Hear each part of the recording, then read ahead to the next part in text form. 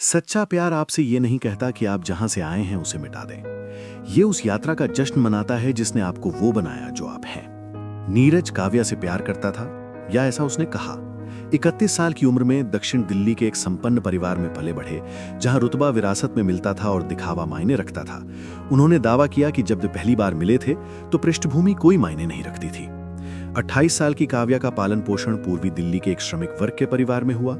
उसके पिता टैक्सी चलाते थे, उनकी माँ एक स्कूल अध्यापिका के रूप में काम करती थी। उसने कॉलेज की पढ़ाई पूरी की, डिजिटल मार्केटिंग में अपना करियर बनाया और अपनी जड़ों पर बहुत गर्व किया। पहले तो नीरज अपने दायरे के अन्य लोगों से अलग लग रहे थे, अधिक खुले विचारों वाले, वंशावली के प्रति कम चिंतित।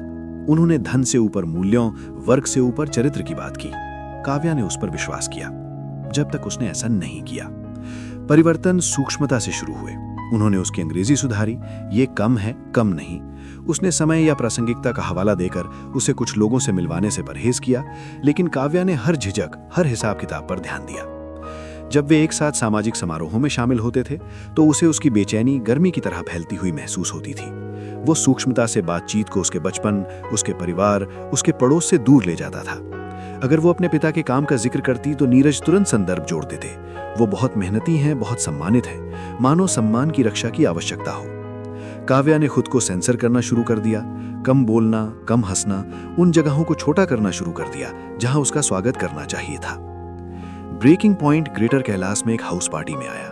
किसी ने नीरज के एक दोस्त में दिल्ली के उस तरफ के लोगों के बारे में एक आकस्मिक टिप्पणी की, जो कि वर्गवादी अवमानना से युक्त एक मजाक था। कमरा हंसा, नीरज हंसे। घबराहट से नहीं, असुविधाजनक नहीं, वो हंसा उपहास में शामिल होकर, उसका बलिदान देकर अपनी सामाजिक प्रतिष्ठा की रक्षा की। कमरे में उनकी नजरें मिली।